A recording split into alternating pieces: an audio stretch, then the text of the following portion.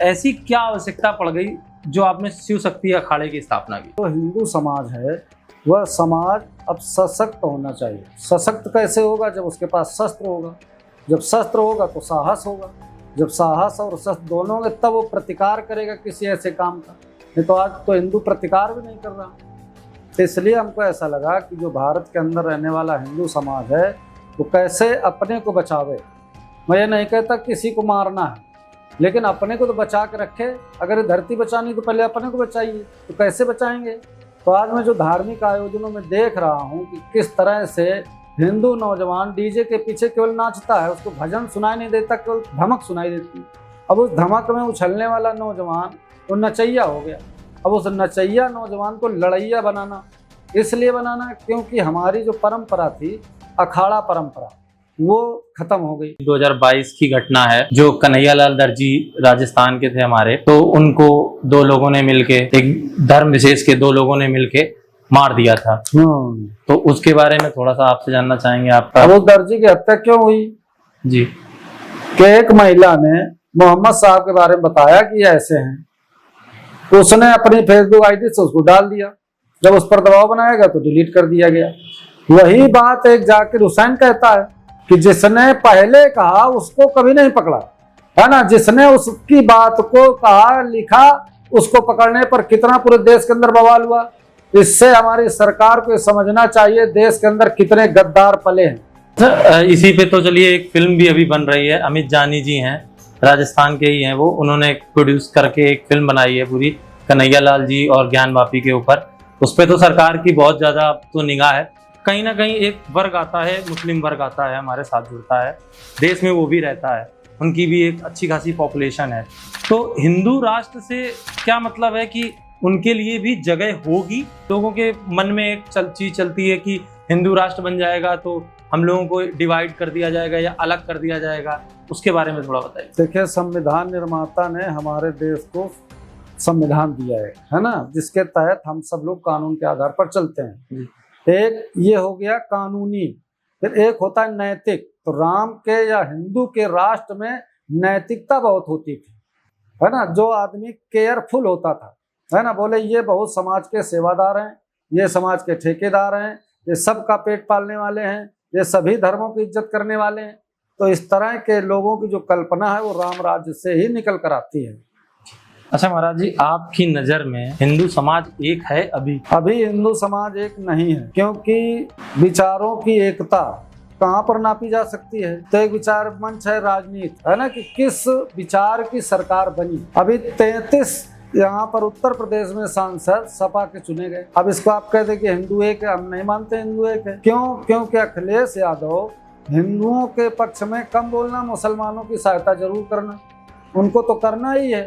तो यादव कभी करेंगे, लेकिन अगर यादव मुस्लिम का झगड़ा हो जाए तो फिर वो मुस्लिम के हो जाते हैं, फिर वो यादव पीछे हो जाता है। इसी तरह चंद्रशेखर रावण जी हैं कि वो पहले हरिजन से सहयोग करेंगे, अगर कहीं हरिजन का और मुस्लिम का झगड़ा हो गया तो पता नहीं कौन से बिल में चले जाते हैं, ढूंढने नहीं मिलते हैं भाई साहब कि हमारे हरिजन को क्यों मारा गया, उसका उत्पीड़न कितना किया, कितने वीडियो चलते हैं, कितने प्रकार की खबरें आती रहती है, तब वो कहाँ होते हैं। तो कहाँ पर हिंदू टूट सकता है, उस पॉइंट पर ऐसे लोग चोट करते हैं। आज के हमारे जो अतिथि हैं वो पिछले 24 वर्षों से संघ के प्रचारक रहे हैं और इस समय वो शिव शक्ति अखाड़े के प्रमुख हैं और वो निरंजनी अखाड़े के महानश्री हैं। तो हम बहुत बहुत स्वागत करते हैं मधुराम शरण शिवाजी का। सबसे पहले महाराज जी, हम और हमारे दर्शक आपसे ये जानना चाहते हैं कि 24 वर्षों से आपने आरएसएस संघ में प्रचारक का काम किया, उसके बाद ऐसी क्या आवश्यकता पड़ गई जो आपने शिव शक्ति अखाड़े की स्थापना की? मैं आपको और आपके दर्शकों को प्रणाम करता हूं। संघ का प्रचारक मैं निकला था 2001 में।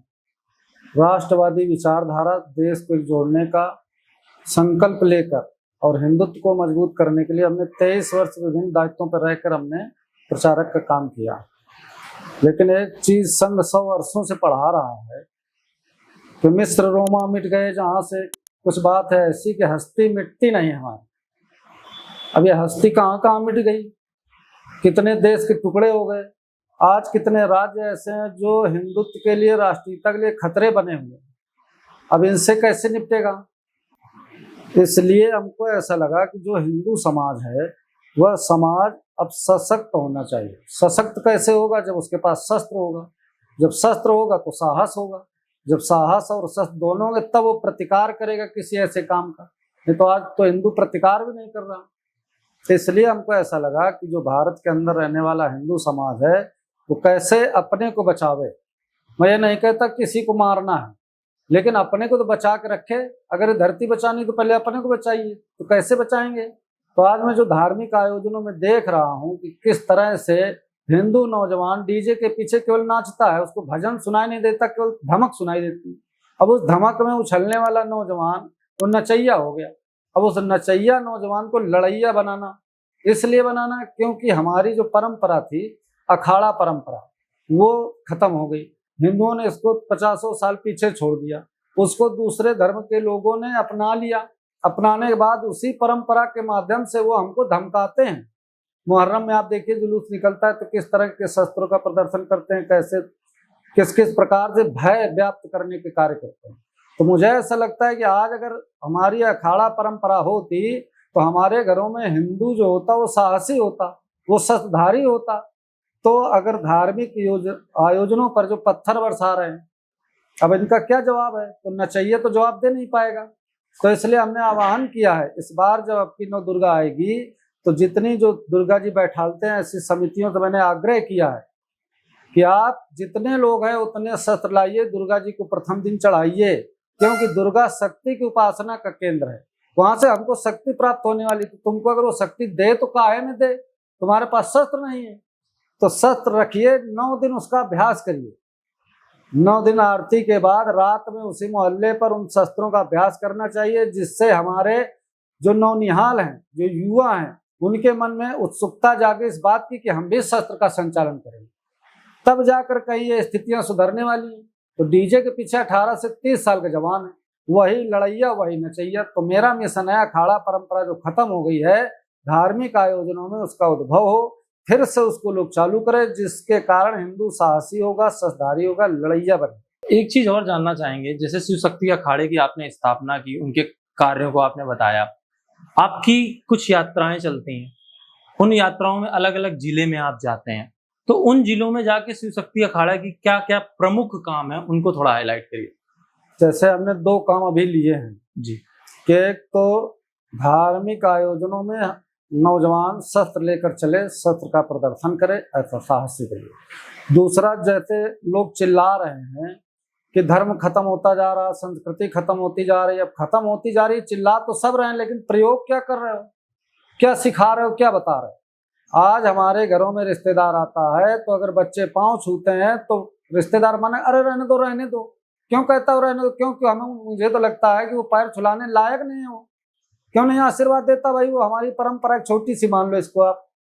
तो इसलिए हमने शिव शक्ति अखाड़ा के माध्यम से इस गुरु पूर्णिमा को सभी हिंदुओं से निवेदन किया है कि अपने माता पिता को बैठाल कर, जैसे रुद्राभिषेक करते हो शंकर जी का, इस तरह से अपने माता पिता की पूजा करो। पहले तुम पति पत्नी सहित, बच्चों सहित, हमारे घर में जो माँ बाप हैं, कैसे उन प्रथम गुरु की हम पूजा करते हैं, जिस तरह का भगवान को भोग लगाते हैं, जिस तरह का उनका श्रृंगार करते हैं, अपने माँ बाप का करिए। तुम्हारे जीवन में यश भी आएगा, संस्कार भी आएगा, तुम्हारी आने वाली पीढ़ी को एक नई दिशा मिलेगी कि हमारे माँ बाप का ये कदर होना चाहिए। इस तरह के 2 काम मैंने लिए हैं कि हिंदू समाज को शस्त्रधारी बनाएंगे। संस्कार के नाम पर पहला कार्यक्रम हमारा यही है कि हम अपने प्रथम गुरु माता पिता की पूजा का आयोजन करें। अच्छा महाराज जी, एक सवाल और हम करना चाहेंगे आपसे कि आपकी नजर में हिंदू राष्ट्र की परिभाषा क्या है? हिंदू राष्ट्र की परिभाषा यह है, जैसे लोग राम राज्य की कल्पना करते हैं, भाजपा क्यों आई? राम राज्य लाएंगे, राम राज्य लाएंगे। तो बिना छत का, भूखा, दवा के बिना कोई मरना नहीं चाहिए, शिक्षा सबको चाहिए, समान अधिकार होना चाहिए, ये राम राज्य की कल्पना। यही जो राम राज्य है वही हिंदू राज्य है, हिंदू साम्राज्य आप जो भी कहें उसको, वही कल्पना है। जो राम के राज्य में था, सबको समान अधिकार होना चाहिए। अब ऐसी स्थिति में आप देख रहे हैं देश के अंदर मोदी जी का कितना विरोध किया गया जब उन्होंने मुसलमानों के लिए किट बांटे। तो कई लोगों ने कहा कि आप दुश्मन को दाना दे रहे हैं, ऐसे करके बहुत सारी विषय आए।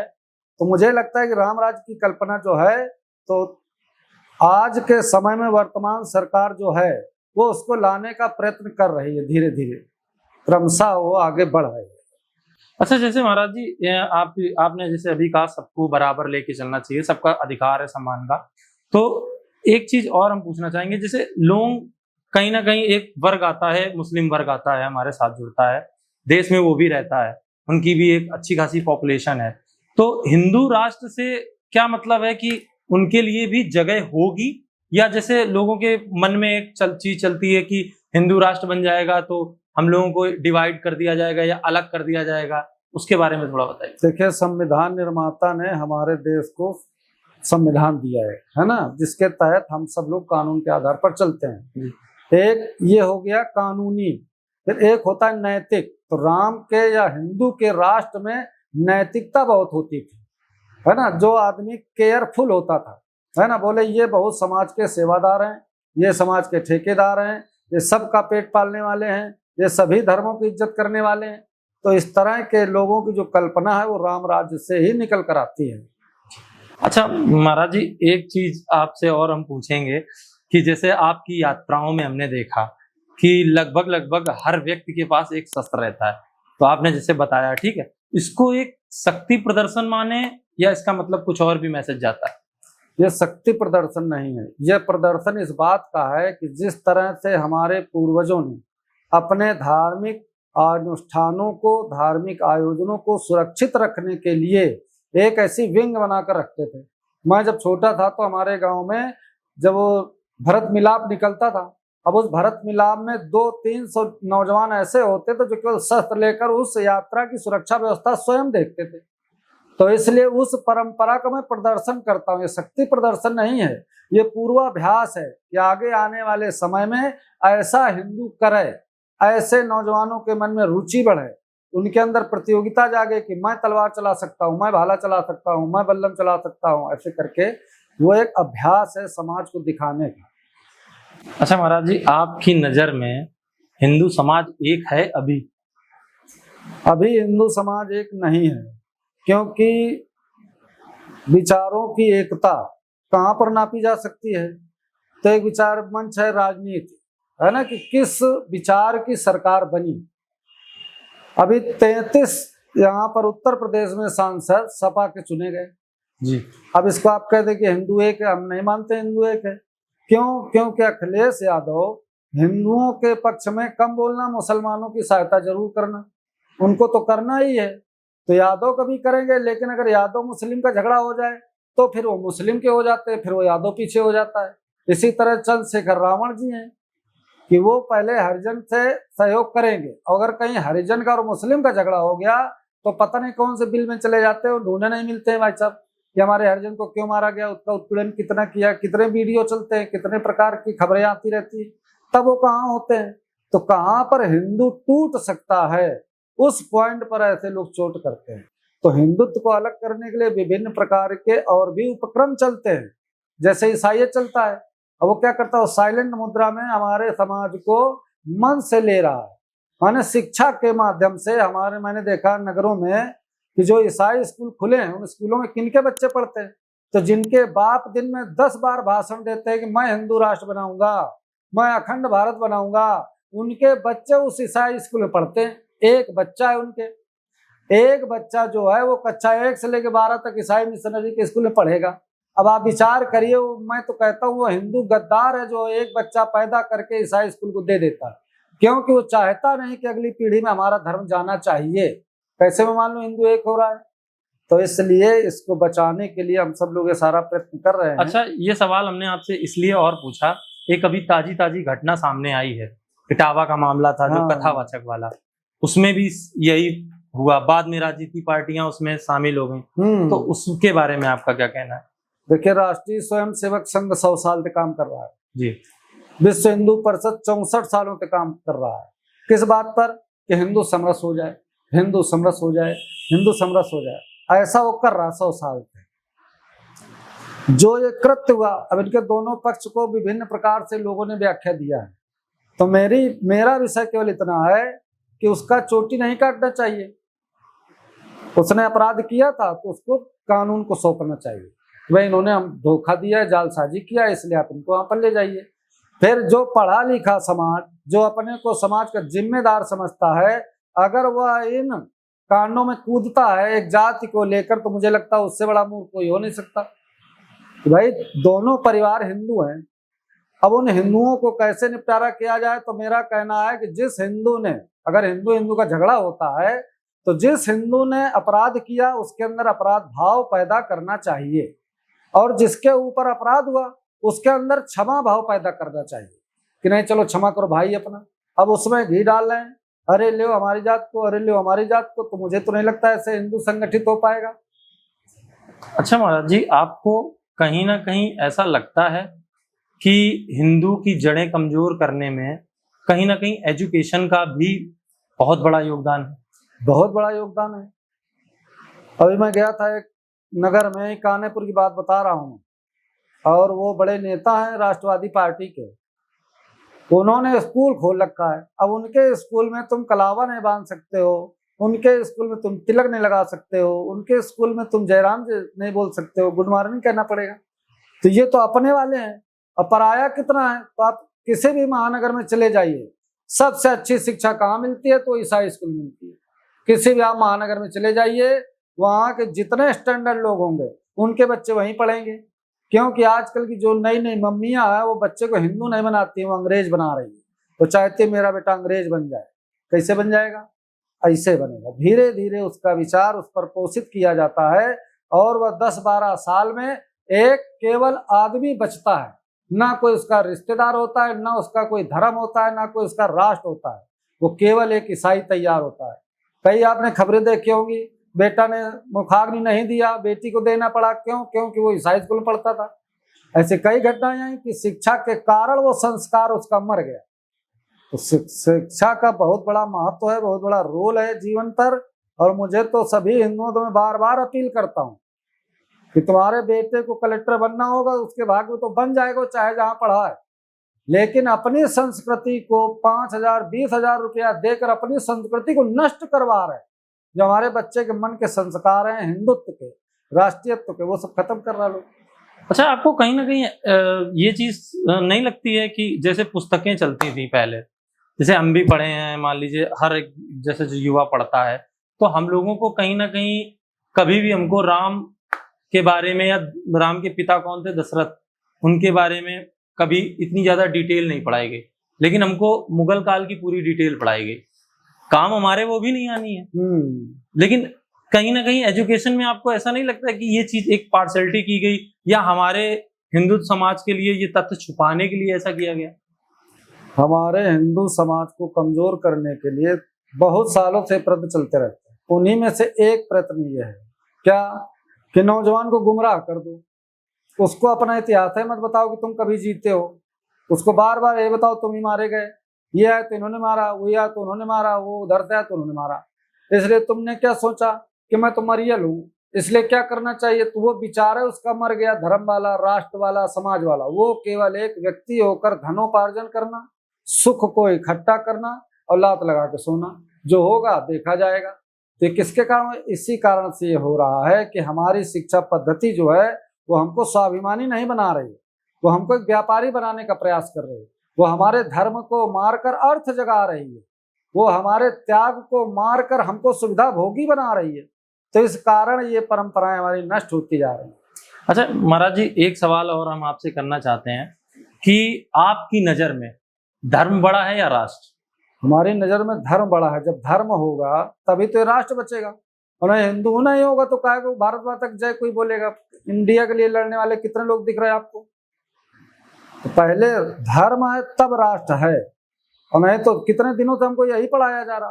प्रथम फर्स्ट नेशन करते करते करते करते कितने राज्य कमजोर हो गए हमारे। महाराज जी, एक चीज चलिए हम आपसे और जानना चाहते हैं यहाँ पे कि ये जातिवाद खत्म कैसे किया जाए। अगर आपसे एक थोड़ा सा उसमें पूछा जाए कि ये जातिवाद अगर खत्म किया जाना चाहिए तो कैसे खत्म किया जाएगा?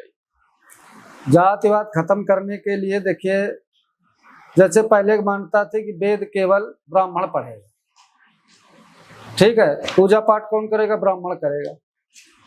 राष्ट्रीय स्वयंसेवक संघ ने, विश्व हिंदू परिषद ने वेद विद्यालय ऐसे खोले, वहां पर सभी जातियों को वेद पढ़ने का अधिकार दिया गया।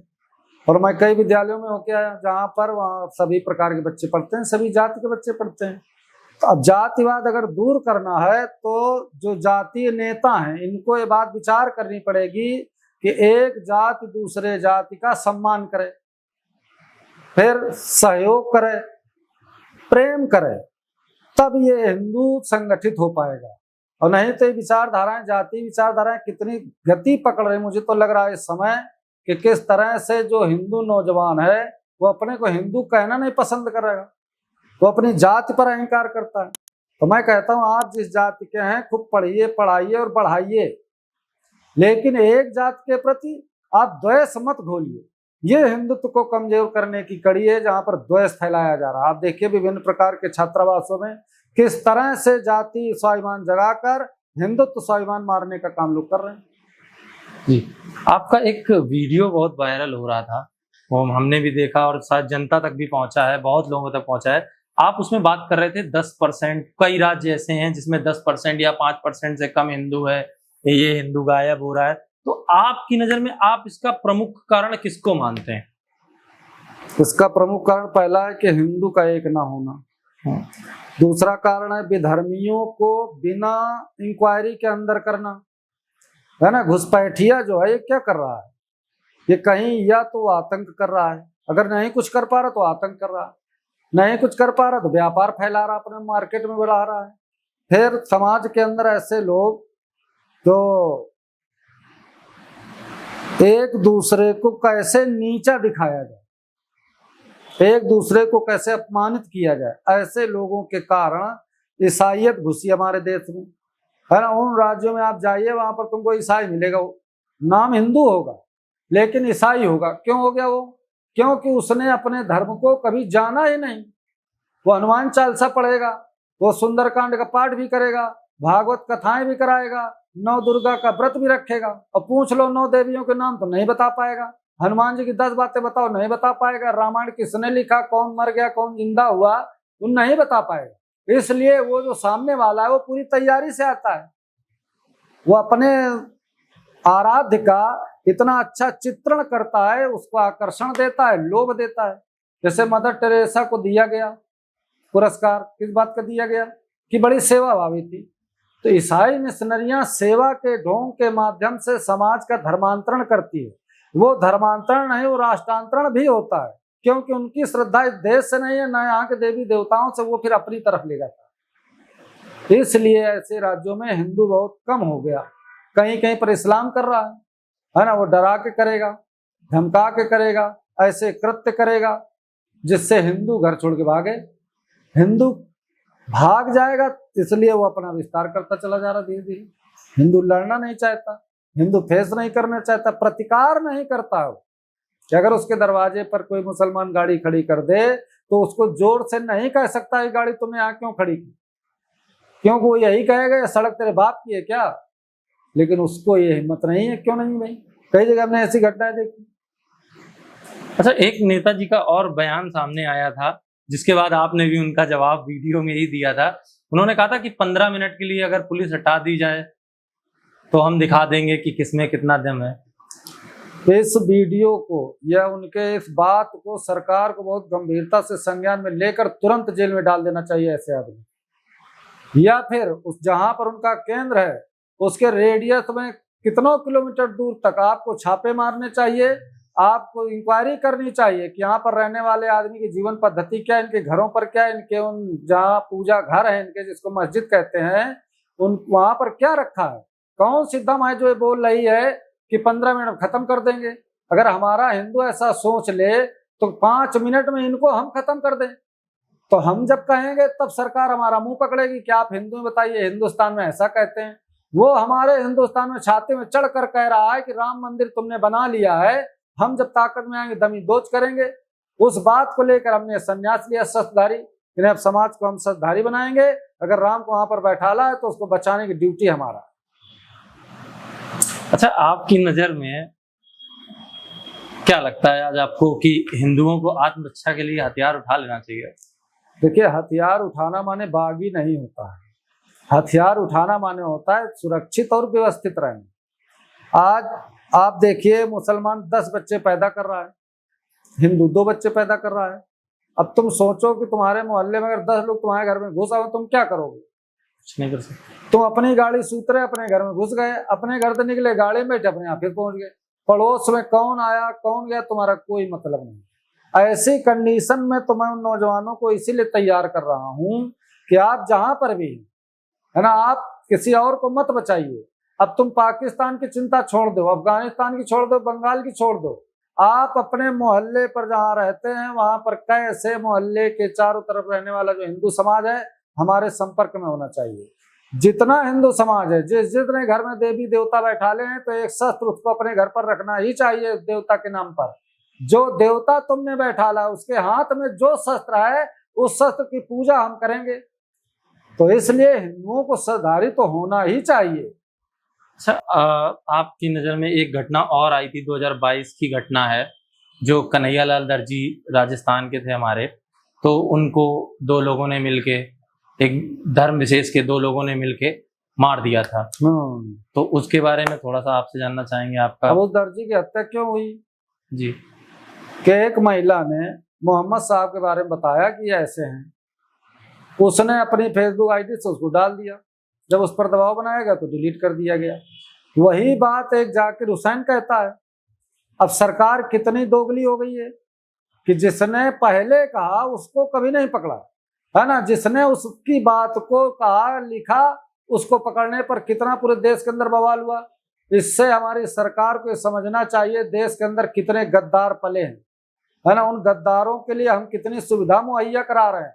आज देश के अंदर देश का जो हिंदू है तो टैक्स दे रहा है और तुम कहाँ बांट रहे हो? तो हमारा हिंदू तो लाइन पर नहीं लग रहा कोटे पर, हमारा हिंदू तो प्राइवेट अस्पताल में जा रहा है, सरकारी अस्पताल में सब वही जा रहा है। राशन लेने कौन जा रहा है? वही जा रहा है। मकान सबसे ज्यादा किसको मिले? उसको मिले। सिलेंडर किसको मिले? उसको मिले। शौचालय किसको मिले? सबसे ज्यादा आप देखना रेशियो हर नगर पालिका नगर निगम में या प्रधानी के अंडर में जहां जहां ऐसे लोग बैठे हैं वो सब उन्हीं को दे रहे हैं। अच्छा, इसी पे तो चलिए एक फिल्म भी अभी बन रही है, अमित जानी जी हैं, राजस्थान के ही हैं वो, उन्होंने प्रोड्यूस करके एक फिल्म बनाई है पूरी कन्हैयालाल जी और ज्ञान वापी के ऊपर। उस पर तो सरकार की बहुत ज्यादा तो निगाह है। अच्छा, हम वापस आपको कानपुर में लाते हैं। कानपुर की एक अभी रिसेंट घटना हुई है, जो जगन्नाथ यात्रा निकाली जाती थी हर वर्ष कानपुर में, उसको इस बार रोका गया, प्रशासन की तरफ से रोका गया। उस पे आपके थोड़े विचार जानना। प्रशासन ने यात्रा नहीं रोकी थी, प्रशासन ने अपना मापदंड पूरा करने को कहा कि आप इस पे इतना बाजा बजाएंगे, इसका इतना गति रहेगा, क्योंकि शहर एरिया है। डीजे का एक कानून उन्होंने तय किया कि भाई महानगर में कोई यात्रा निकले तो ध्वनि इतनी होनी चाहिए। अब उसको लेकर महाराज जी से जो भी विषय आया है ना, पनकी वाले महंत जी से, अब क्या हुआ, साउंड के पीछे झगड़ा होता है। अब वो झगड़ा साउंड का खत्म हो जाता है, महाराज जी का पुलिस का शुरू हो जाता है, क्योंकि किसी पुलिस वाले ने अभद्रता किया। अब उस अभद्रता को लेकर भाई हमारे संत हैं, है ना, उनका अपमान हमारा अपमान है, इसलिए हिंदू समाज वहां पर एकजुट हुआ। बात पर वहां कई स्थानीय नेता भी आए, जनप्रतिनिधि पहुंचकर उन लोगों ने धीरे धीरे उसको निपटाया। तो मुझे ऐसा लगता है कि ऐसे अवसरों पर कानून के साथ मिलकर चलना चाहिए। महाराज जी, एक सवाल और हम आपसे करना चाहते हैं, जैसे लव जिहाद के बारे में थोड़ा आपसे जानकारी चाहिए कि किस तरह से हम अपनी बहन बेटियों को उसके बारे में थोड़ा शिक्षा दे सकें, उनको जागृत कर सकें। ये हिंदू जो मैं देख रहा हूँ आज, वो अपने को सुविधाएं इकट्ठी करने में जीवन लगा रहा है। एक आ गई सुविधा, दूसरी चाहिए, तीसरी चाहिए।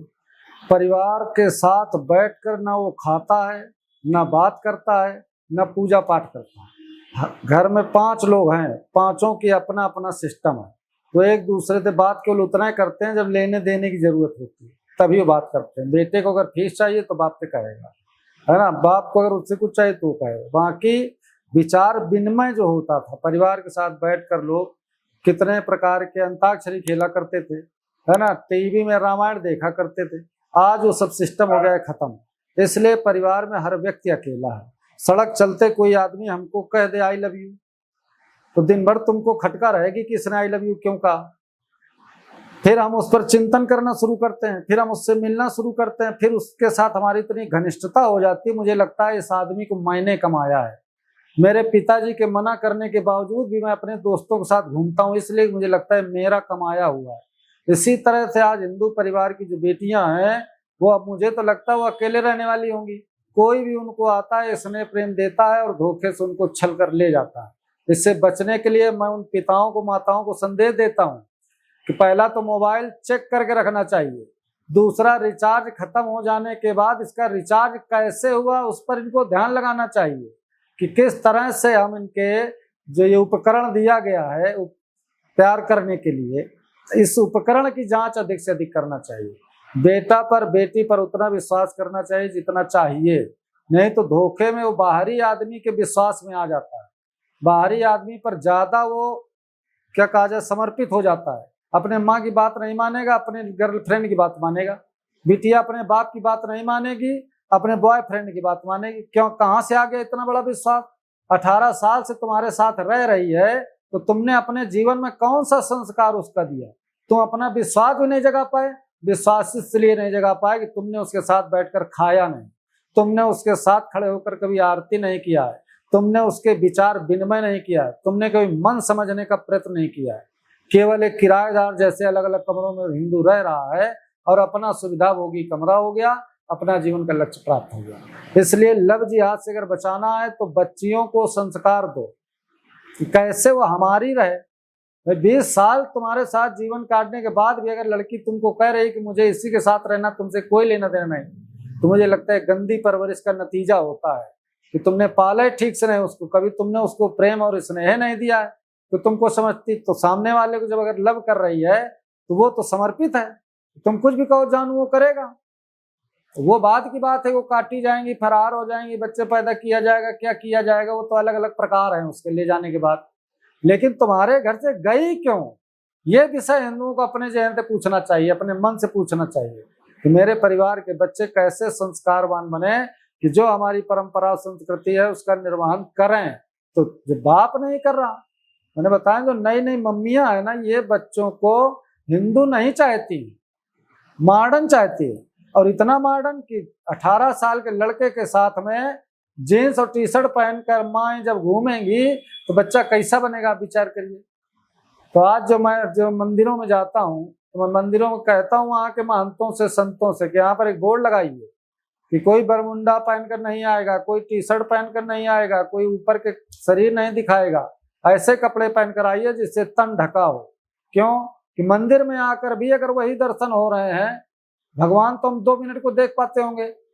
बड़े बड़े मंदिरों में जाओ तो मुझे लगता है एक क्षण के दर्शन होते हैं, केवल माता जी आ गई, भोले बाबा आ गए, भागो। बाकी 3 घंटा जब हम घूमते हैं तो मंदिर परिसर में, तो वो कौन सी देह घूम रही है जो अपने को दिखा रही है? कैसे वो हिंदू, मुझे तो लगता है सूपनखा परंपरा की आती हैं और हमारे बच्चों को दूसरी दिशा में ले जाने का काम करते हैं। महाराज जी आखिरी बस हम आपसे एक थोड़ा सा मैसेज चाहते हैं कि आज का जो हमारा युवा पीढ़ी है उसको आप क्या मैसेज देना चाहते हैं? युवा पीढ़ी को मैं कहना चाहता हूँ कि जो हमारा हिंदू नौजवान है, शिक्षा में उसको दक्ष होना चाहिए। आज हिंदू नौकरी ढूंढते घूम रहा है, अब वो नौकरी ढूंढ रहा, बाजार में कोई और आ रहा है। हमारी बाजारों पर व्यापार के माध्यम से इस्लाम ने कब्जे करने शुरू कर दिए, तो हमारी बाजार मुसलमान ले जाएगा, हमारी बुद्धि को ईसाई ले जाएगा शिक्षा के माध्यम से। अब हिंदू केवल नौकरी मांगेगा, तो नौकरी के लिए पढ़िए, नहीं नौकरी मिलती है तो अपने घर पर रहकर अपने व्यापार को बढ़ाइए।